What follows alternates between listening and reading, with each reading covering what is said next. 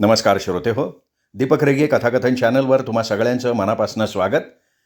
श्रोते हो, आज तुम्ही ऐकणार आहात नेलेकर यांच्या निवडक नेलेकर या भय गूढ कथासंग्रहातली कथा प्रेतयात्रा.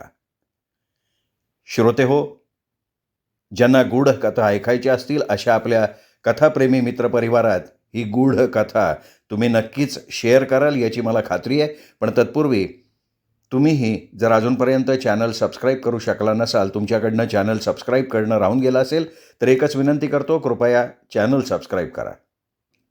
ऐकूयात नेलेकर लिखित प्रेतयात्रा. शहरातून बाहेर पडलं तरी शहर लवकर संपत नसतं. फोडलेल्या लाकडाचे तुकडे उडून दूर दूर जाऊन पडावेत तसे झाडी, टेकडीवर विखुरलेले बंगले, घरं शहराच्या खाणाखुणा सांगत राहतात. अशा या आडबाजूच्या बंगल्यात त्याचा दवाखाना होता.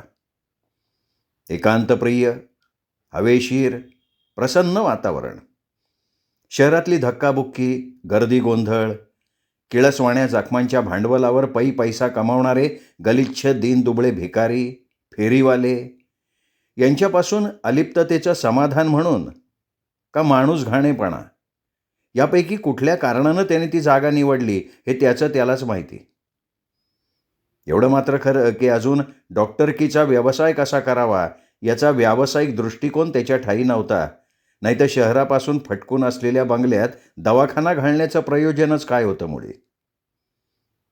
दवाखान्याचं बारसं होऊन 1-1.5 वर्ष होत आलं होतं, पण अद्याप 4 लोकांच्या तोंडी त्याचं नाव रुळलं नव्हतं.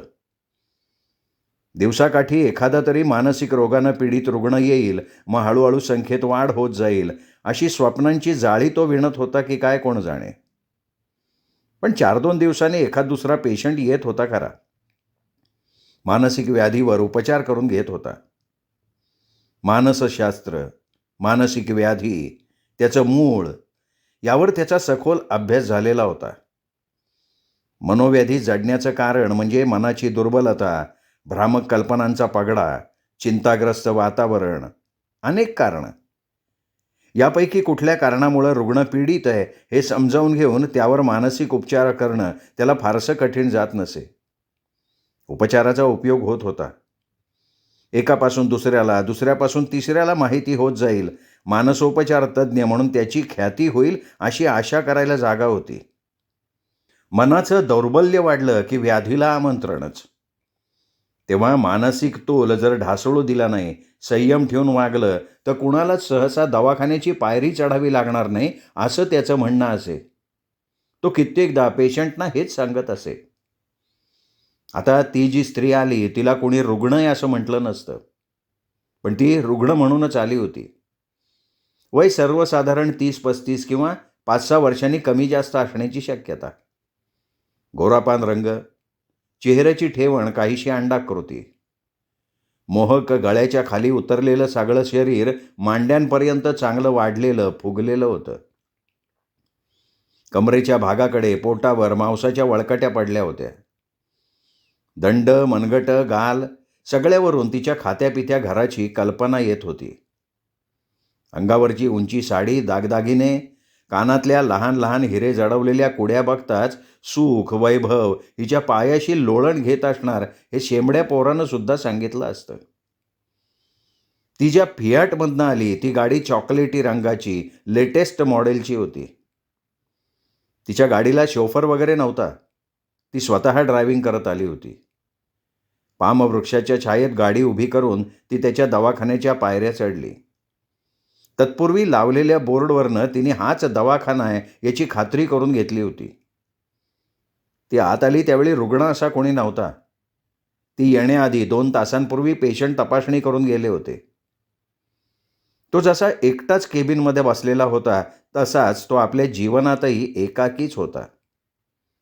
2चे 4 हात अद्याप झालेले नव्हते. तसा लकडा लावणारा पाश मागे नव्हता. 4-2 मित्रपरिवार होता, तेच त्याचे आप्त. नातेवाईक कोणी होते का नव्हते याची खाणेसुमारी करण्याच्या भानगडीत तो कधीच पडत नसे.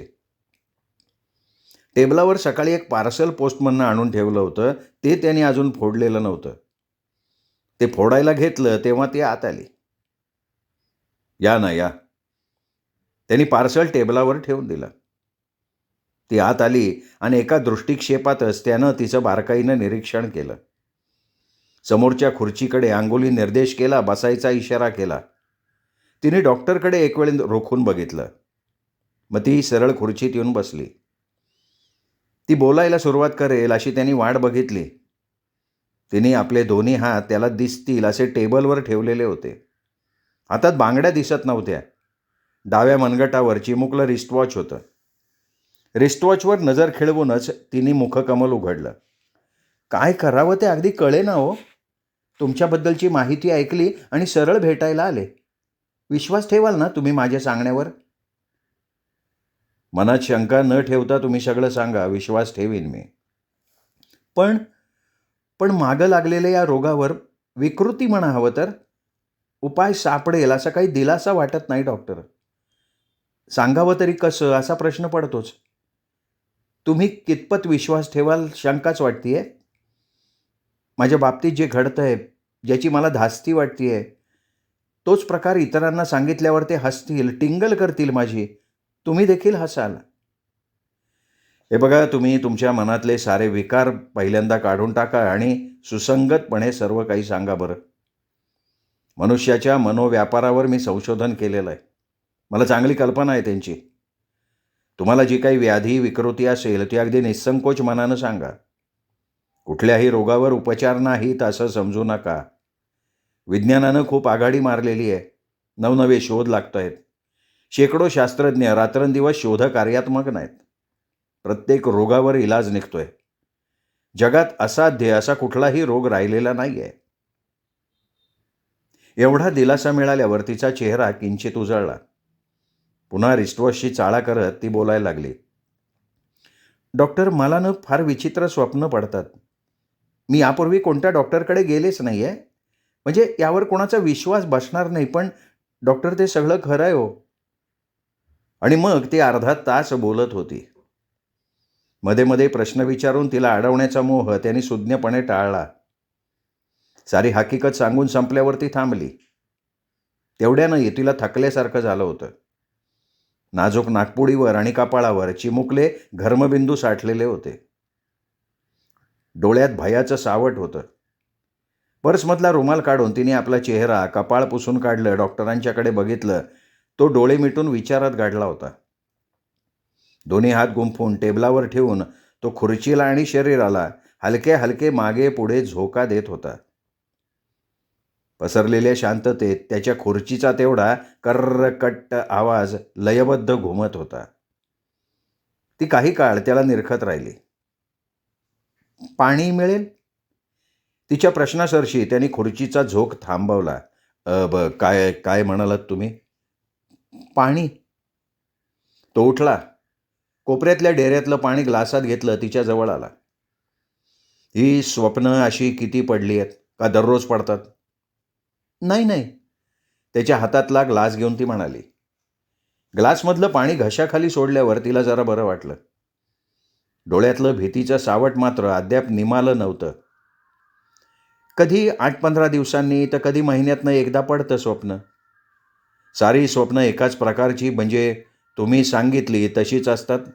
नाही नाही. स्वप्नाची सुरुवात कुठल्याही प्रकारे होते, पण त्याचा उत्तरार्ध मात्र त्या दिंडीत होतो. स्वप्न सर्वसाधारण नेहमीचीच असतात. त्यातूनच ते जन्मतं. मी कुठून तरी कुठेतरी जात असते. का, कशाला त्याची जाणीव नसते. आणि मग अचानक समोरून किंवा बाजूच्या बोळातनं, गल्लीतनं दिंडी वाजत गाजत यावी तशी ती प्रेतयात्रेची मिरवणूक येते. त्यामध्ये 5-25 तरी लोक असतात. कधी कमी, कधी जास्त. कोणीतरी ढोल तालावर पण मोठमोठ्यानं वाजवत असतो.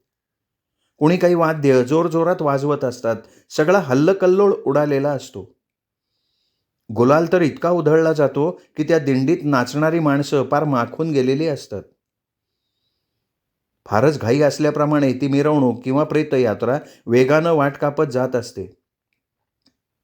वाट हरवलेल्या वाटसरूसारखी मी मात्र कुठे कुणाला तरी शोधत असते आणि मला तो दिसतो. तोही मलाच शोधत असतो. त्याची ती तारवटलेली नजर, बाई बाई, आठवलं ना तर दिवसासुद्धा अंगावर शहारा येतो. ती प्रेतयात्रेची दिंडी जशी घाईघाईत येते तशीच घाईघाईत तिरडीला गचके देत निघूनही जाते.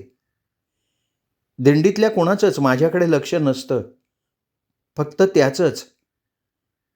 दूर जाईपर्यंत माझी नजर त्याच्यावरच खिळलेली राहते आणि आणि तिरडीवरचं ते प्रेत मान वळवून शेवटपर्यंत माझ्याकडे पाहत राहतं. बोलता बोलता तिचं सर्वांग पुन्हा एकदा शहारून उठलं. जणू ती आत्ताच ती भयस्वप्न बघत होती. तो फारच विचार गुंतड्यात गुरफटला गेला.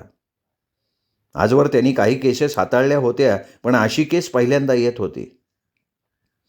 हा स्वप्न गुंताडा खरा म्हणावा का ही भ्रामक कल्पना समजावी? हिला उत्तर तरी काय द्यावं? त्याच्या डोक्यात प्रश्नांचा गुंतडा उलगडला जात असताना ती मोठमोठ्या पाणीदार डोळ्यात आशेची पाखरं फडफडवत त्याच्याकडे बघत होती. डॉक्टर काहीतरी इलाज सांगेल म्हणून त्याच्याकडे आशेनं बघत होती. तो उठला. चला तुमची थोडी मानसिक चाचणी घेतो. म्हणजे तुम्हाला? छे छे छे, अहो माझ्याकडे येणाऱ्या प्रत्येक रुग्णाला या चाचणीतनं जावंच लागतं. तपासणी आटोपून पुन्हा दोघं टेबलाच्या दोन्ही बाजूंना एकमेकांसमोर बसले.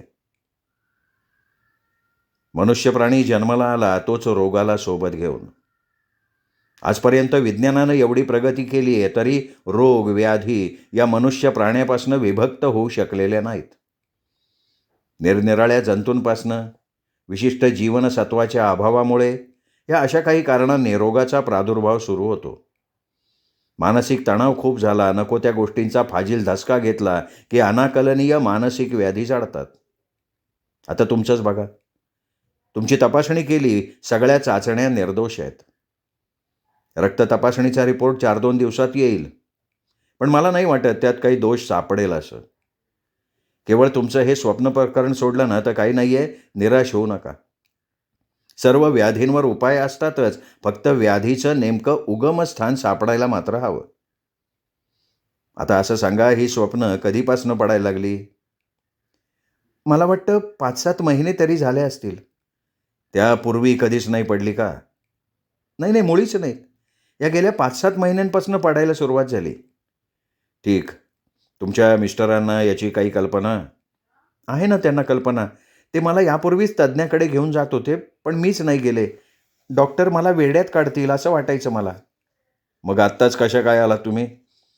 मला वाटलं की हे स्वप्न आपोआप नाहीसं होईल, पण नाही झालं तसं. मला अलीकडे फारच भीती वाटायला लागली आहे. रात्री झोपूसुद्धा नाही आहे असं वाटतं, पण झोप अनावर होते आणि कधीतरी ते स्वप्न पडून जातं. मी दचकून जागी होईपर्यंत माझं सर्वांग घामानं थबथबून गेलेलं असतं. आता याकडे दुर्लक्ष करायचं नाही, याचा काय तो सोक्षमोक्ष लावूनच टाकायचा, या निश्चयापर्यंत मी आले होते. नुकतीच वृत्तपत्रातली तुमची माहिती वाचनात आली तेवढ्यात माझ्या. ठीक आहे, आता आपण थोडं खोलात शिरू. मी काही प्रश्न विचारतो, तुम्ही आठवण करून सांगा. काहीतरी कार्यकारण भाव हा असलाच पाहिजे. घरी कोण आहे आणखीन तुमच्या? मी आणि माझे पती, बास. मुलं बाळं? लग्नाला 8.5 वर्ष झाली, पण अजून नाही. तुम्ही कधी कोणाच्या प्रेतयात्रेला वगैरे गेला होतात? छे छे, कधीच नाही हो. नाही नाही, आता नसेल, पण लहानपणी नीट आठवण करून सांगा. मला चांगलं आठवतंय. मी कधीच कोणाच्याही प्रेतयात्रेला गेलेले नाही. प्रेत म्हटलं ना की माझ्या अंगावरच शहारा येतो. तुम्हाला आठवतंय नक्की? एखादी दुःखद घटना, शेजारी पाजारी पाहण्याचा प्रसंग? तिने नकारदर्शक मान हलवली. तसं काही घडलेलं नाही आहे. माझे आईवडील मला कळण्यापूर्वी हे जग सोडून निघून गेले होते. माझा सांभाळ चुलत्यांनी केला. त्यांनी शिक्षण दिलं, सुयोग्य वर बघितला, लग्न करून दिलं. आम्हाला अद्याप मुलबाळ नसलं तरी आम्हाला त्याचं दुःख वाटत नाही. अगदी राजाराणीप्रमाणे आमचा संसार चाललाय, पण या सुखी संसाराला ग्रहण लागू बघतंय हो. तुमच्या चुलत्यांना मूलबाळ नाही ना, त्यामुळेच तर त्यांनी मला पोटच्या मुलाप्रमाणे सांभाळलं. हे चुलते असतात कुठे? ते कराडला राहायला होते. राहायला होते. म्हणजे आत्ता नाही आहेत. वर्ष झालं असेल नसेल. माझ्यावर फार जीव त्यांचा. त्यांच्या अंत्यदर्शनालाही मला जाता नाही आलं. तार आली त्यावेळी मी खूप आजारी होते. डॉक्टरांनी कुठेही जायला सक्त मज्जाव केला होता. हे एकटेच परस्पर जाऊन ताबडतोब माघारी आले. पण तशा आजारी अवस्थेत सुद्धा मी 2 दिवस रडत होते. डॉक्टर, नर्सेस माझं सांत्वन करत होते, पण माझा शोक काही कमी होत नव्हता. महिन्या दीड महिन्यांनी आम्ही दोघंही कराडला गेलो. चुलतीनी भलतीच हाय खाल्ली होती. तिच्या शरीरातला सापळा तिचं शरीर फोडून बाहेर पडेल असं वाटावं ना, इतकी कृश झाली होती. आम्ही दोघी एकमेकींच्या गळ्यात गळा घालून मनसोक्त रडलो. मरतेवेळी चुलत्यांनी माझी खूप आठवण काढली होती असं ती सांगत होती. चुलते सारखे दाराकडे बघायचे. तार केली का असं विचारायचे आणि तिचे डोळे आता डबडबून आले होते. आवाज कापरा बनला होता. कुठल्याही क्षणी तुंबलेलं पाणी बांध फोडून प्रचंड वेगानं बाहेर आलं असतं. मला वाटतं तुमच्या चुलत्यांची तुम्हाला भेटण्याची इच्छा अपुरी राहिली. त्यांनी तुमचा पोटच्या मुलाप्रमाणे सांभाळ केला तेव्हा साहजिकच जीवनाच्या अखेरच्या वेळेला जवळच्या मायेच्या माणसाची तीव्रतेनं आठवण येते. त्यांची ती भेटीची इच्छा तशीच त्यांच्या मनात दडपून राहिली असेल. त्यांचा देह जरी पृथ्वी तलावरचं अस्तित्व संपून नष्ट झालेला असला तरी त्यांची तरल आत्मशक्ती, अपुरी इच्छा तशीच मागे. बोलता बोलता त्यांनी जीभ चावली. आपण बहकत चाललोय हे लक्षात येताच त्यांनी स्वतःला सावरलं. त्यांनी तिच्याकडे बघितलं. ती नीट लक्ष देऊन ऐकत होती. स्वप्नातल्या प्रेताचा चेहरा ओळखीचा वाटतो का तुम्हाला? म्हणजे त्याला कुठेतरी बघितलंय असं वाटतं का? तिने त्याच्यावरची नजर काढून टेबलावरच्या पेपरवेटवर केंद्रित केली. काही वेळ विचारमग्न होऊन ती म्हणाली, पूर्णपणे नाही सांगता येणार, पण तो चेहरा कोणाचाही असू शकेल. कदाचित तो चेहरा तुमच्यासारखाही असू शकेल. नक्की काही नाही सांगता येत. तो दचकला. म्हणाला, हे बघा तूर्त मी तुम्हाला एक इंजेक्शन देतो, काही टॅबलेट्स लिहून देतो. त्या केमिस्टकडनं लगेच घ्या. फारसा विचार करत जाऊ नका. 2 दिवसांनी मला भेटा. मी एका तज्ज्ञ डॉक्टरांची भेट घेऊन यावर विचार करतो. नंतर तुम्हाला कळवीन मी. डॉक्टर, तुमची फी? हातातल्या पर्सची चेन खेचून ती उघडत ती म्हणाली, अद्याप तुमची केस नीट हाताळली गेलेली नाही आहे. तुर्तास 50 रुपये देऊन ठेवा. नंतरचं नंतर बघू. फोन असेल तर नंबर देऊन ठेवा, म्हणजे आवश्यकता पडली तर कळवता येईल तुम्हाला. पर्समधून चेकबुक काढून तिने एक चेक लिहिला आणि टर्कन फाडून त्याच्याकडे सरकावला. त्यांनी तो उचलून घेतला. त्यावर 500चा आकडा बघताच तो उद्गारला, अरे अरे, एवढे कशाला? राहू द्या हो. चेकबुक पर्समध्ये ठेवून तिने एक व्हिजिटिंग कार्ड त्याला दिलं. तसं चेक आणि व्हिजिटिंग कार्ड ड्रॉवरमध्ये टाकून त्याने एका चिठोऱ्यावर औषधाची नामावली लिहिली आणि तो कागद तिला दिला. चला, तुम्हाला एक इंजेक्शन देतो. इंजेक्शन घेऊन ती बंगल्याच्या पायऱ्या उतरायला लागली. त्यावेळी तिला सोडायला तो दारापर्यंत आला होता. प्रत्येक पेशंटला निरोप द्यायला तो येत नसे. चेकची किमया होती ती. कुळ बडं होतं. अशा 5-10 कुळांचा रतीब लागला तर आपल्यालाही स्वतःची गाडी घेता येणं अवघड नाही, असा एक मनात त्याच्या विचार तरळून गेला. एव्हाना ती पायऱ्या उतरून हलके चालत पामवृक्षाखाली उभ्या केलेल्या फियाटपर्यंत गेली होती. दार उघडून ती आत बसली आणि त्याच्या दिशेनं तिने हात हलवला. त्यांनीही प्रतिसाद दिला. गाडी सुरू करून एक सफाईदार वळण घेऊन फाटकातनं बाहेर पडली. मुख्य सडकेवर जाताच तिने विलक्षण वेगानं गाडी सोडली. तो अफाट वेग बघून तो जरा दचकला. एवढ्या वेगानं जायची खरंच का आवश्यकता आहे? ती चॉकलेटी फियाट डोळ्यांसमोरनं अदृश्य झाली तरी कितीतरी वेळ तो दारातच थांबलेला होता. भानावर येऊन तो माघारी वळला. फरशीवर बुटाचा टॉक टॉक आवाज करत आपल्या जागी येऊन बसला. डाव्या हातानं त्याने ड्रॉवर खेचला. आतला चेक, तिने दिलेले व्हिजिटिंग कार्ड त्यांनी बाहेर काढलं. चेकवरचा 500 रुपयांचा आकडा पुन्हा एकदा न्याहाळून त्यांनी तो ड्रॉवरमध्ये टाकला. व्हिजिटिंग कार्ड गुलाबी रंगात होतं. वर सुरेख फुलांचं मंद रंगाचं डिझाईन होतं. त्यावर वळणदार अक्षरात छापलेलं होतं, मिसेस शालिनी मनोहर देशमुख, 447 बागेश्री निकेतन, पुना नगर स्ट्रीट, पुना, आणि पुढे फोन नंबर लिहिलेला होता. त्याचा एक मानसोपचार तज्ज्ञ मित्र होता. दुसऱ्या दिवशी त्यांनी त्याची भेट घेतली, त्याच्याशी बराच विचारविनिमय केला. त्या अनुभवी तज्ज्ञ डॉक्टरची विचार प्रणाली अशी झाली की देशमुखबाईंचा सांभाळ त्यांच्या चुलत्याने अगदी बालपणापासून केला असल्यानं त्यांनी तिला पोटच्या पोरीसारखा लळा लावला असेल. देशमुखबाईंनाही ते वडिलांच्या जागी वाटत असतील. पण काकांच्या अंत्यवेळेला बाईंना जाता आलं नाही. ते गेल्यावर चुलतीची झालेली विकलांग अवस्था बघून आणि चुलत्यांची भेटीची अपुरी राहिलेली इच्छा ऐकून बाईंच्या मनात त्या गोष्टीचा कारुण्यपूर्ण असा ठसा उमटला गेला. ती गोष्ट, ती नोंद त्यांच्या मनात खोलवर उमटली. ती घटना, ती नोंद निष्क्रिय राहिलेली नसावी. हलके हलके ती आपली गुंडाळी सोडायला लागली. आपण काहीही करून चुलत्यांच्या अंत्यसमयी तरी हजर राहायला हवं होतं. त्यांनी आपल्या वाटेकडे डोळे लावून प्राण सोडला असेल, ही टोचणी त्यांच्या मनात थैमान घालायला लागली. वरचेवर त्या गोष्टीचा ध्यास घेतला, पाठपुरावा केला गेला आणि त्यातूनच या भयस्वप्नाचा जन्म झालेला असावा. त्यालाही डॉक्टरांचा तो मुद्दा पटला. त्यानंही त्यावर खूप खल केला. देशमुखबाईंची केस हाताळायची तर प्रथम त्यांच्या मनात चुलत्याविषयी जी अपराधीपणाची टोचणी लागून राहिली आहे ती उपटून काढायला हवी होती. झालेली चूक ही चूक नव्हे, ती घटना अपरिहार्य होती. आणि चूक वाटत असेलच तर तिचं परिमार्जन करता येण्यासारखं होतं. चुलतीला स्वतःकडे राहायला आणून ठेवायचं, तिचं औषध पाणी, देखभाल अखेरपर्यंत नीट करायची, हा एक उपचाराचा मार्ग होऊ शकत होता.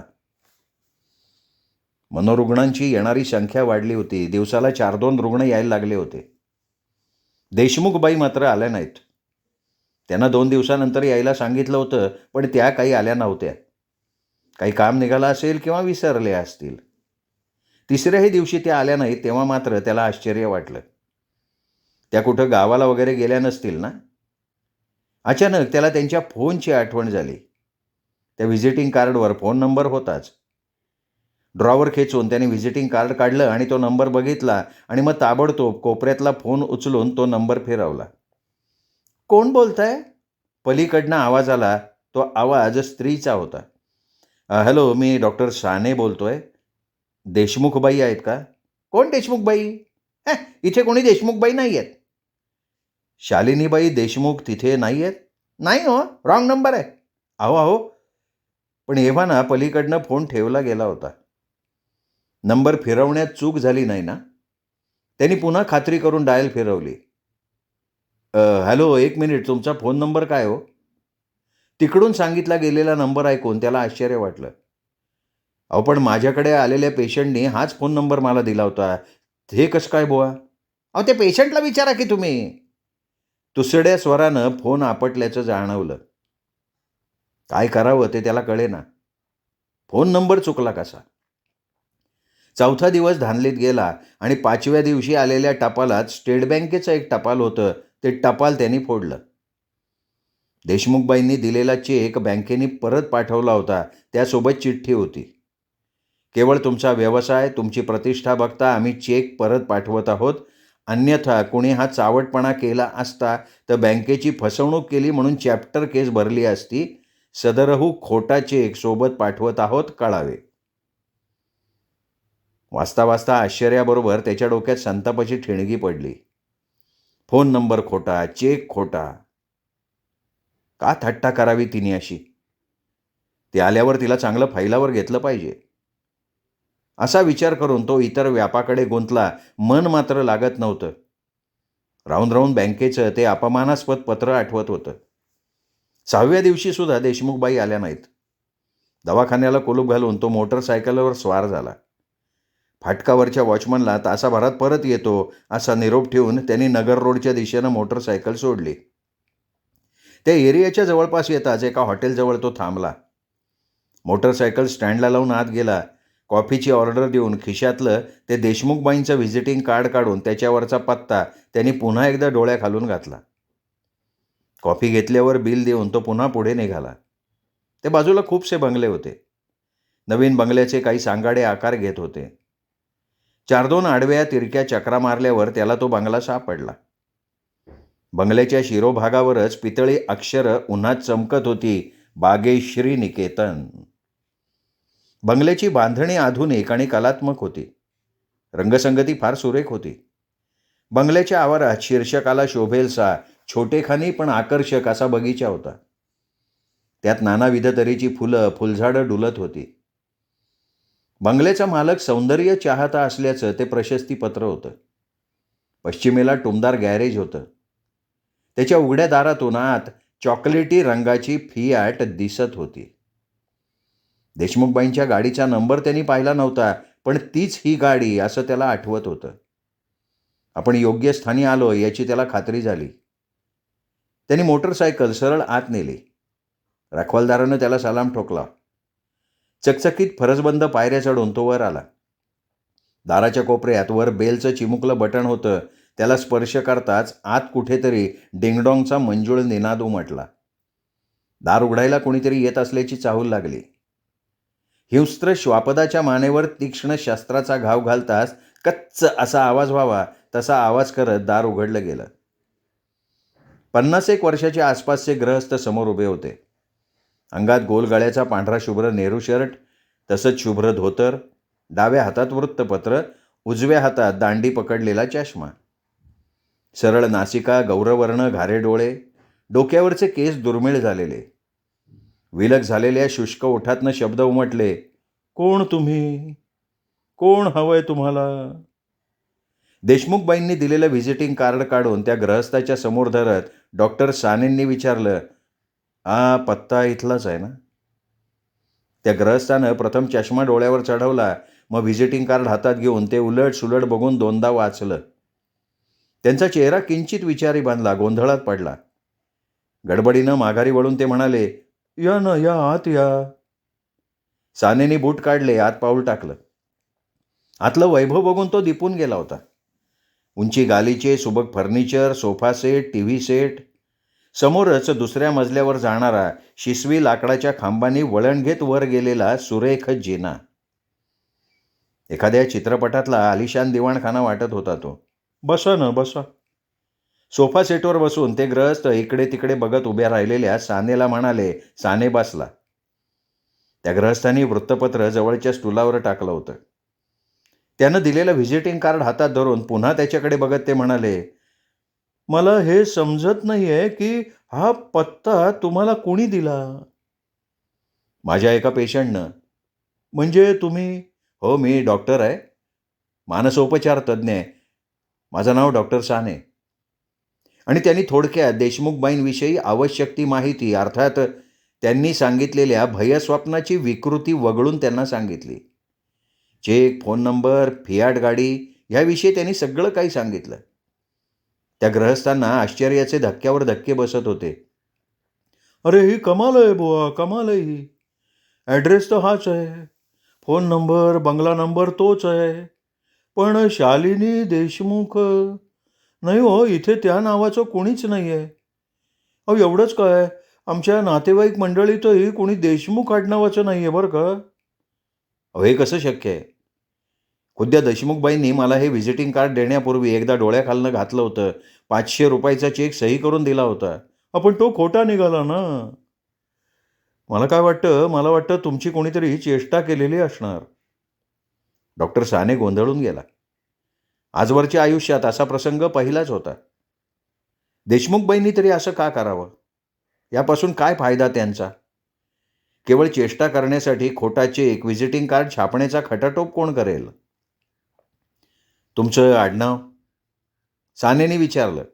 माझं नाव दोशी, शांताराम दोशी. बाहेर गॅरेजमध्ये जी फियाट आहे ना, तीच देशमुखबाई घेऊन आल्या होत्या. काय सांगताय? त्याचा नंबर तुम्ही पाहिला होतात का? नाही, तशी काही जरूर वाटली नाही मला, पण मला वाटतं मी नंबर जरी बघितला असता ना, तरी तो तुमच्याच गाडीचा दिसला असता. म्हणजे असं की पत्ता संपूर्ण बरोबर दिला आहे, फोन नंबरही तोच आहे. मग तसं असणं अगदी अशक्य नव्हतं. इथे तुम्ही, मी आणि माझी पत्नी नीता, बस आम्ही दोघं.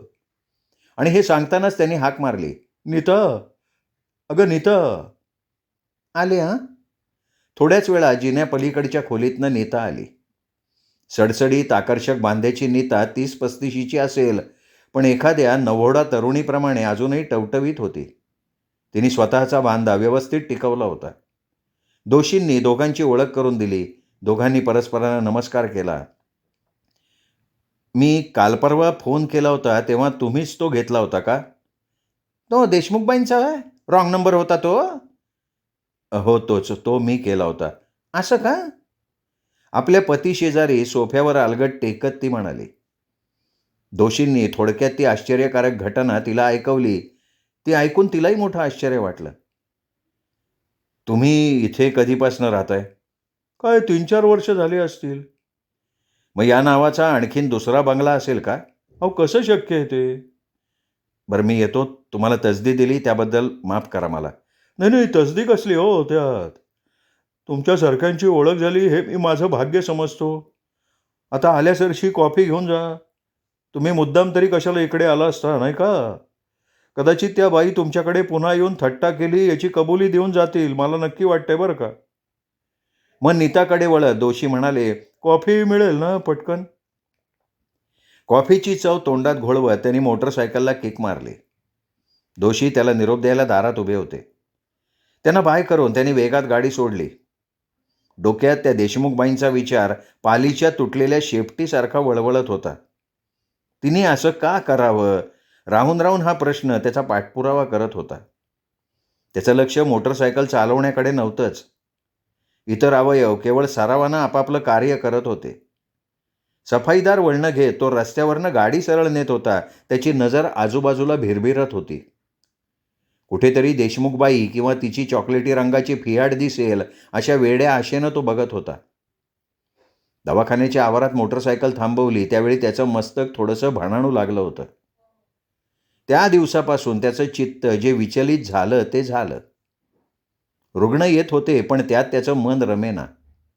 देशमुखबाईंची प्रतीक्षा तो करायला लागला. आज नाही तर उद्या येईल असं करता करता आठवडा उलटून गेला तरी ती आली नाही ती नाहीच. स्वतः डॉक्टर असला तरी झोपेची गोळी घशाखाली सोडल्याखेरीज झोप लागेना. देशमुखबाई यायची, तोंड भरून हसत म्हणायची, रागावलात का हो डॉक्टर? अहो कनी व्हिजिटिंग कार्डची झाली आजला बदल.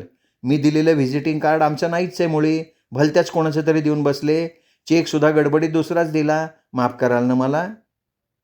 आणि त्याच्या तोंडून काही उद्गार बाहेर पडण्यापूर्वी त्याला जाग यायची आणि पडलेल्या स्वप्नावर विचार करता करता रात्र कधी सरली ते कळायचंच नाही.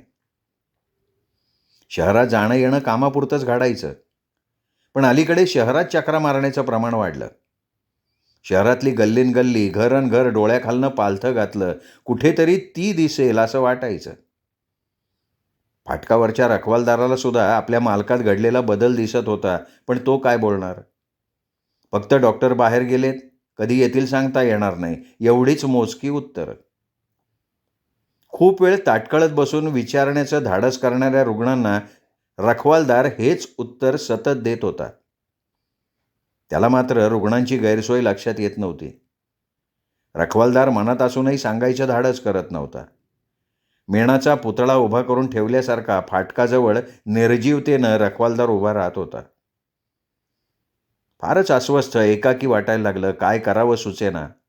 सायंकाळचे 7 वाजले होते. तो डोक्याला हात लावून विमनस्कपणे बसला होता.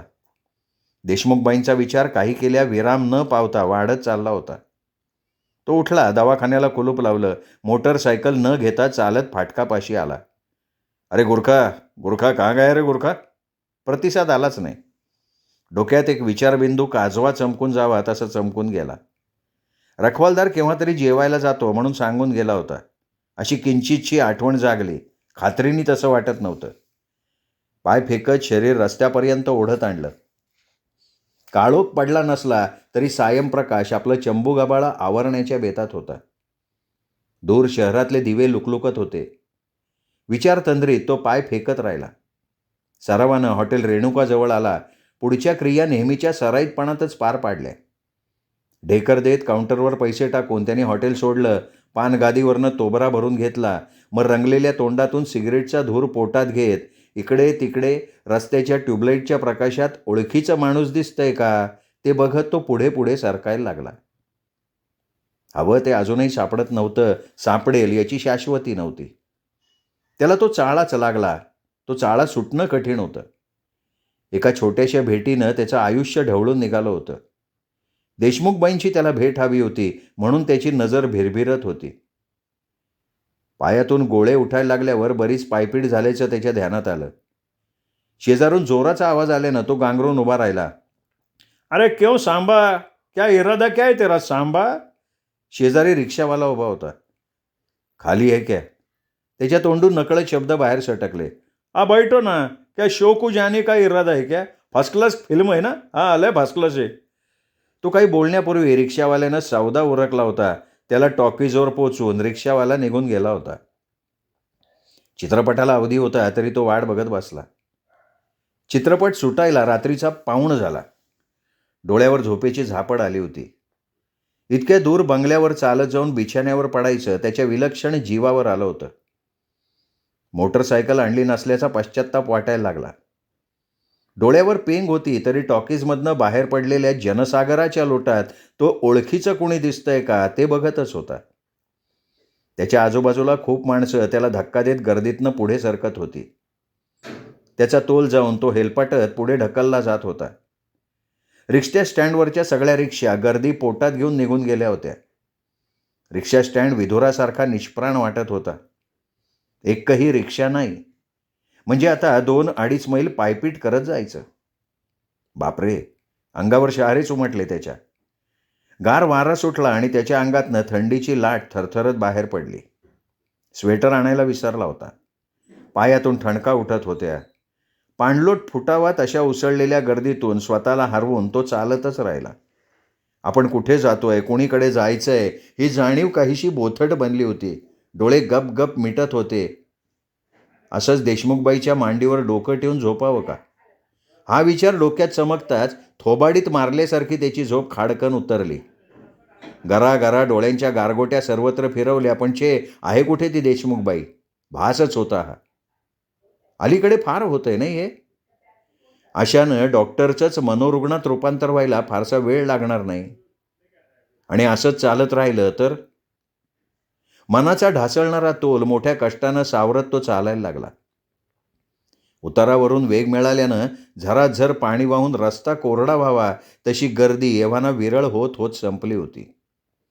कुठून कुठे आणि कसं जावं म्हणजे लवकर पोचू का कुठल्या तरी लॉजवर जाऊन झोपावं हा निश्चय होत नव्हता. समोरच्या बोळातून गेल्यावर दूरचा वळसा मारायचा त्रास तरी वाचेल हे एवढ्या धांदलीत त्याला सुचलं. तो घुसला त्या बोळात. रस्त्यावरच्या ट्यूबलाईटचा प्रकाश बोळाच्या तोंडापर्यंत होता. पुढे जायला तो बिचकला कारण पुढे मिट्ट काळोख होता.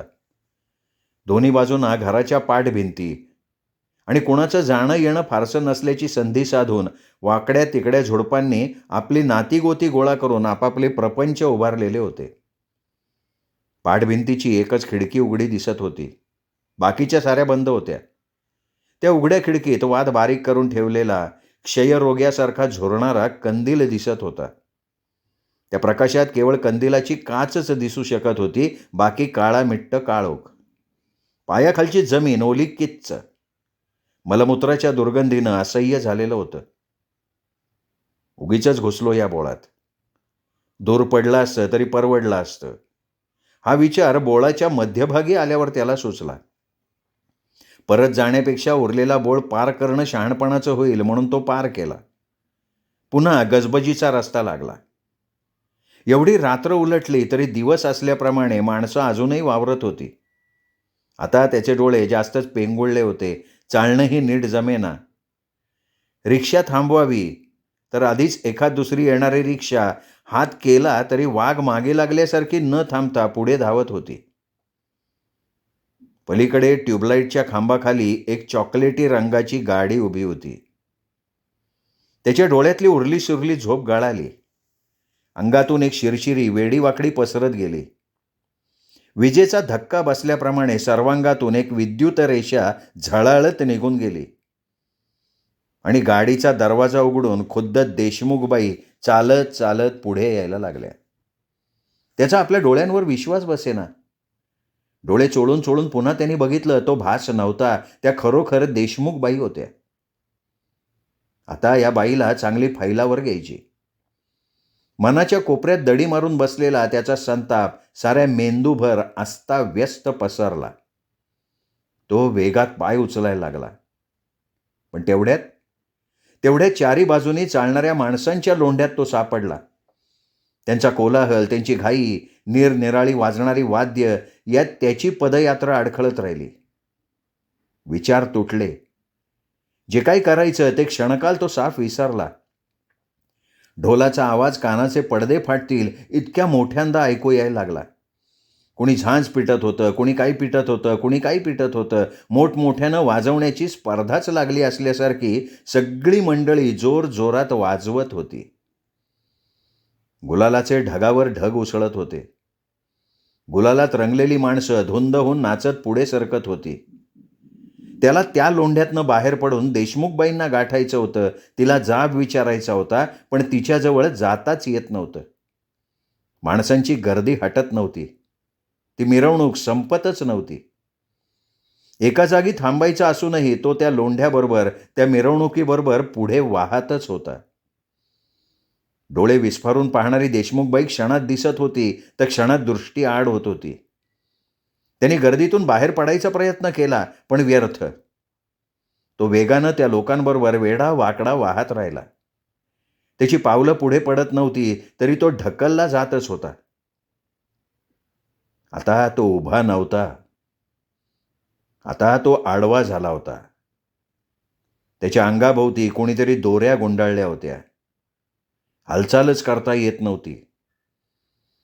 पांढरं कापड टाकून त्याला दोऱ्यांनी आवळलं गेलं होतं. कपाळावर, सर्वांगावर गुलाल माखला होता. छातीवर हारांचा ढीग घातला होता. वेदना होत असतानाही त्यांनी मान वळवून पाहिलं. दूर वळणावर देशमुखबाई दिसल्या. त्या किंकाळी मारून बेहोश झाल्या होत्या आणि तो प्रेतयात्रेतून वेगानं पुढं जात राहिला. तीच सर्वात शेवटची जाणीव. श्रोते हो, तुम्ही ऐकत होतात नेलेकर लिखित गूढ कथा प्रेतयात्रा. कथा कशी वाटली कमेंट करून जरूर कळवा. या कथेचा व्हिडिओ लाईक करा. आपल्या कथाप्रेमी मित्रपरिवारात, नातेवाईक कथा शेअर करा आणि मुख्य म्हणजे भेटत रहा. अशाच उत्तमोत्तम लेखकांच्या उत्तमोत्तम कथा कादंबरी ऐकण्यासाठी दीपक रेगे कथाकथन चॅनलवर. नमस्कार श्रोते हो.